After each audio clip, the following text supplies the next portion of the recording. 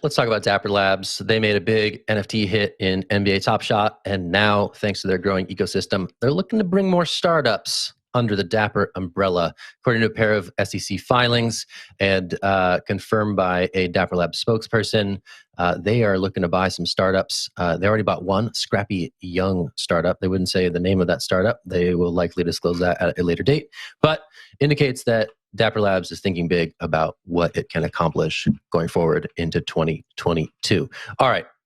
Crypto M&A, a fascinating topic. We've talked about it a lot. It's always interesting to see, where people are plowing their gains from this bull run. I'm going to throw this to Will. What do you think Dapper could look like a year from now? I mean, is it just going to be that NFT company that did the NBA thing, or is there some bigger plans that are shaping up? Yeah, I'm just going to totally speculate right now because it's actually a pretty interesting question. If you look at like where Dapper Labs has been, where it went, and where it's going right now, there you could take that any direction, right? So Dapper Labs kind of came up with this whole NFT card game model back in 2018, 2019, kind of under the radar. Most people weren't paying attention to it. And then it really popped strong and hard in February where NBA Top Shot was just taking off. Cards were flipping for millions of dollars. Then it kind of died off a little bit and hasn't had the same volume or price that other NFTs have had. A lot of the other NFTs like the Bored Ape Yacht Club and some like the other ones I can't like even think of right now have just popped up really hard. They had like a double bounce off their bottoms over the summer, and the NFT bubble kind of came back. But NBA Top Shot didn't come back quite as strong. And I have some friends who collect cards for a living, and they're kind of like, they don't really care too much about it. But it doesn't seem that that's stopping Dapper Labs from raising money, right? In September, they're looking at raising like $250 million. They had a valuation back, I think, during the summer at well over $1 billion. Zach, you can probably correct me on what that number was, but it was like 7.6 is the reported valuation. Yeah, 7.6. Yeah, so I was like 7x off the number I just said. Okay. So pretty high value, right? It seems like they are just kind of gobbling up other NFT firms. They kind of be like what OpenSea is doing for marketplaces in terms of NFTs.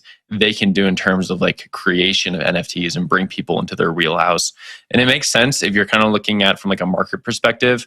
If their top product did so well and it kind of flamed out, but they have a ton of cash on hand, well, just go pick up everybody else while everything's cheap and then keep the party going. Jen, I'll throw it down to you. Yeah, I think Dapper has been really interesting in the products that they release. Like, not one has been very similar to the other. And I think about like the Genies avatars they had after NBA Top Shot. And I think that they're going to be quite strategic about the acquisitions they make. And I'm really interested to see what they unveil. I'm also going to speculate that there is going to be some kind of AR and AI in startups that they have acquired to play in the metaverse. I can just see their genies, maybe having their own personalities, or maybe being able to see your genies in an AR environment as an extension of the metaverse. So these are my predictions, and they are very far stretched, but we'll see. Zach. I mean, we've heard from them that they're not just an NFT company, right? I think the thing we need to think about here is that they developed the Flow blockchain, which is one of these speedy potential competitors to Ethereum, and they could sort of be similar to maybe like the consensus. Consensus is to Ethereum as Dapper is to Flow, where they build they have these venture studios where they build projects that make these blockchains have value. It could be something totally out of left field in terms of what is still largely like undeveloped greenfield of the Flow blockchain. It's fast, it's speedy. There's not a lot of people building on it. And I think that I could imagine, at least, again, speculation, bringing in startups that help them build out that ecosystem in a meaningful way so that the next B of A report is not on Avalanche, it's on Flow. So I don't know. My thoughts there, but I'll toss it to Naomi.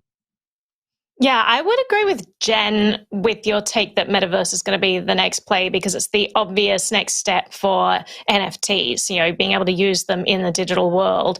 And so the fact that a large part of their market is kind of the sports scene, I wonder if we're going to get to a world where instead of just having playing cards, you could have some sort of AI that programs these cards to like your favorite basketball player. And then, it programs it so that NFT actually actually plays. Like, it's programmed to play like that stud, uses all of their moves. And then you could use your avatar. You could potentially play a game with this basketball legend that you so admire. And like, there's so much potential in the metaverse that you could interact with people in a way that you just can't in real life. So I'm very interested to see what direction they go in, and what else goes on in the metaverse.